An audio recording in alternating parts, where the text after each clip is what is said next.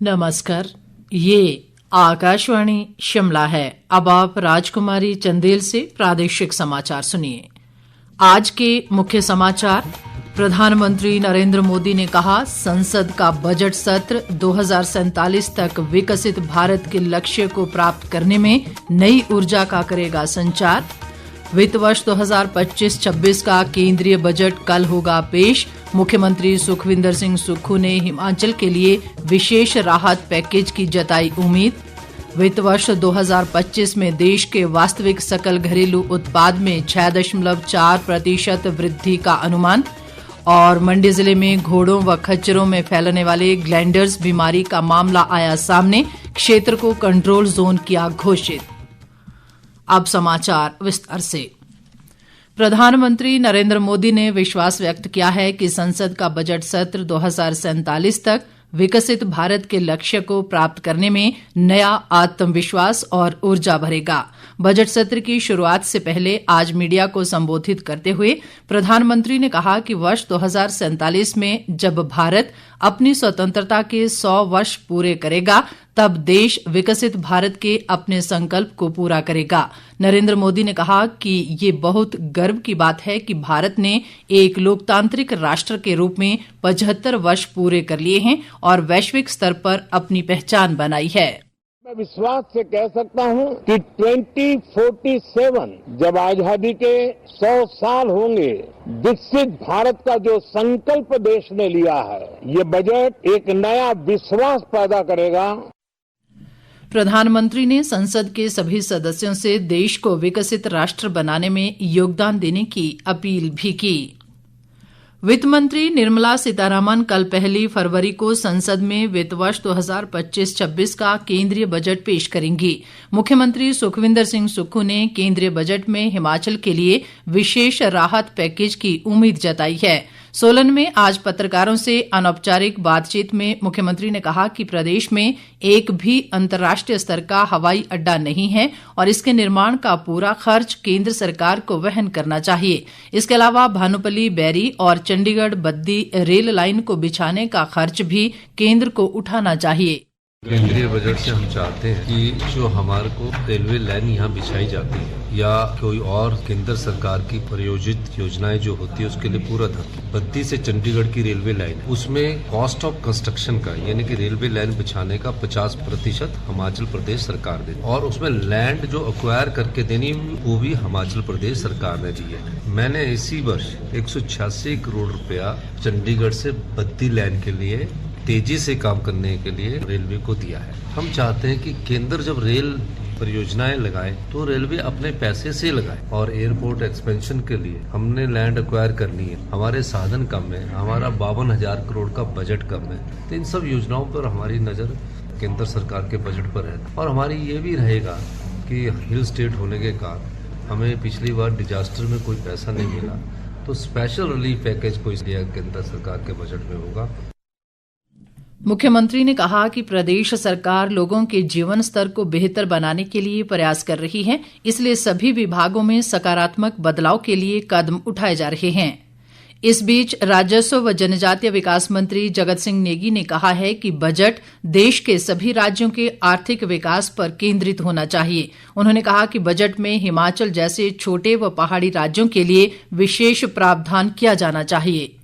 केंद्र की जो बजट कल पेश होना है, अगर हम हिमाचल के संदर्भ में कहेंगे तो हम यही चाहेंगे कि केंद्र जो है हिमाचल जैसे जो पहाड़ी राज्य हैं या छोटे राज्य हैं, इनको जो है अलग से प्रावधान बजट में करना चाहिए, क्योंकि यहाँ पर जो है रेवेन्यू डेफिसिट ग्रांट भी बहुत पिछले कुछ सालों से लगातार इसमें कटौती हो रही है, जिस कारण जो छोटे स्टेट्स हैं जहाँ पर इंडस्ट्रीज नहीं है, जहाँ पर अलग से कोई इनकम के सोर्स नहीं है, उनको जो है बड़ी बड़ी परेशानियों का सामना करना पड़ रहा है।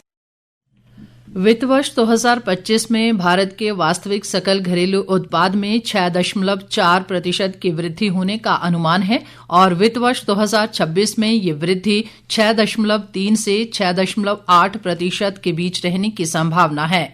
आज संसद के दोनों सदनों में केंद्रीय वित्त मंत्री निर्मला सीतारमण द्वारा प्रस्तुत आर्थिक सर्वेक्षण में ये अनुमान लगाया गया। आर्थिक सर्वेक्षण में इस बात पर प्रकाश डाला गया है कि घरेलू अर्थव्यवस्था की बुनियाद मजबूत बनी हुई है, जिसमें संतुलित राजकोषीय समेकन और स्थिर निजी खपत है।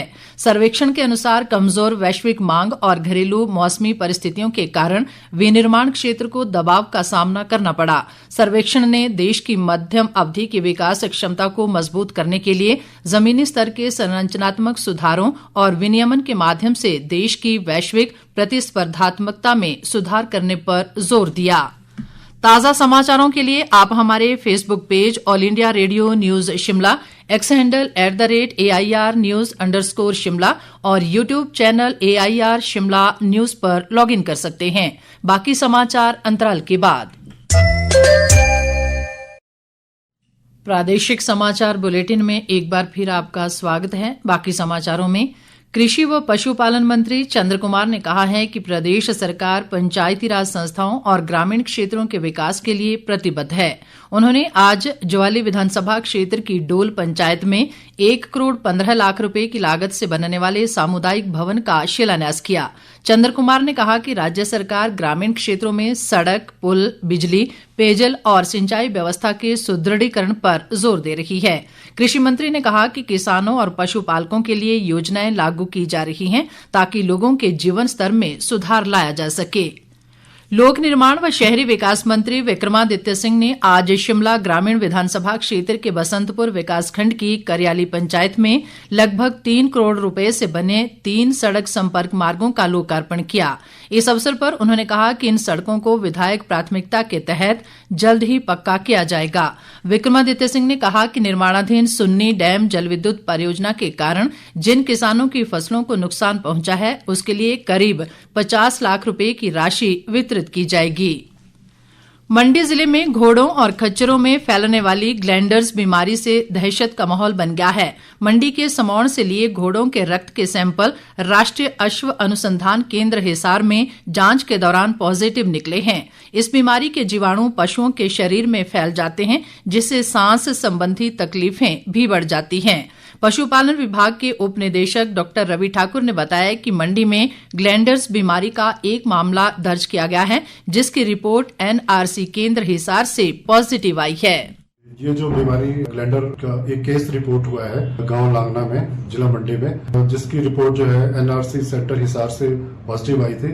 उसके बाद उस एरिया को कंट्रोल जोन घोषित करने के लिए कार्यवाही की गई है और उस क्षेत्र से सभी तरह के घोड़ों का आना जाना वर्जित कर दिया गया है। और जैसे और क्षेत्रों में भी जहाँ पे भी हमारे घोड़े पाए जाते हैं या शिमला या मनाली में, तो उन सभी जगह से हम सैंपल लेके उनको मॉनिटर करते हैं कि ये बीमारी तो नहीं फैल रही है। यदि आती है तो उन एरिया को भी हम जो कंट्रोल जोन घोषित कर देते हैं। शिमला जिला में सड़क सुरक्षा को लेकर 1 माह तक चला जागरूकता अभियान आज संपन्न हो गया। इस दौरान शिमला पुलिस और जिला प्रशासन ने विभिन्न कार्यक्रमों के माध्यम से लोगों को यातायात नियमों और सड़क सुरक्षा के संबंध में जागरूक किया। अभियान के समापन अवसर पर गेयटी थिएटर में आयोजित कार्यक्रम में अतिरिक्त मुख्य सचिव ओंकार चंद शर्मा ने बतौर मुख्य अतिथि शिरकत की। उन्होंने कहा कि इस तरह के कार्यक्रम लगातार चलाए जाने चाहिए ताकि प्रदेश की जनता तक सड़क सुरक्षा के संबंध में जागरूकता संदेश पहुंच सके। एक बहुत ही सराहनीय कदम है और अवेयरनेस के कार्यक्रम पूरे महीने में जिले के अलग अलग जगहों में मनाया गया है। इससे जनता में अवेयरनेस आएगी और किस प्रकार से हमें यातायात के नियमों का पालन करना चाहिए। ये कार्यक्रम निरंतर चलते रहने चाहिए ताकि जितने ज्यादा से ज्यादा लोगों को अवेयरनेस करेंगे और जो DDM ने, स्थानीय प्रशासन ने जो बच्चों को इसमें रोपिन किया है, ये सबसे मुझे लगता है कि एक सराहनीय कदम है। उप मुख्य सचेतक केवल सिंह पठानिया ने अधिकारियों को विकास कार्य समयबद्ध पूरा करने के निर्देश दिए हैं ताकि लोगों को बेहतर सुविधाएं मिल सकें। वे आज शाहपुर में विकास कार्यों और विधायक प्राथमिकता के तहत आयोजित समीक्षा बैठक की अध्यक्षता कर रहे थे। केवल सिंह पठानिया ने अधिकारियों को प्रदेश सरकार द्वारा समाज के गरीब व वंचित वर्गों के लिए चलाई जा रही कल्याणकारी योजनाओं का प्रचार प्रसार सुनिश्चित करने के भी निर्देश दिए। अंत में मुख्य समाचार एक बार फिर।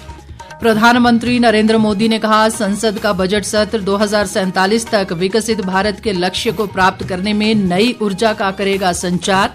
वित्त वर्ष 2025-26 का केंद्रीय बजट कल होगा पेश। मुख्यमंत्री सुखविंदर सिंह सुक्खू ने हिमाचल के लिए विशेष राहत पैकेज की जताई उम्मीद। वित्त वर्ष 2025 में देश के वास्तविक सकल घरेलू उत्पाद में 6.4% वृद्धि का अनुमान। और मंडी जिले में घोड़ों व खच्चरों में फैलने वाली ग्लैंडर्स बीमारी का मामला आया सामने, क्षेत्र को कंट्रोल जोन किया घोषित। इसी के साथ ये समाचार बुलेटिन समाप्त हुआ। हमारा अगला बुलेटिन आप सुन सकते हैं कल सुबह 9:20 पर। नमस्कार।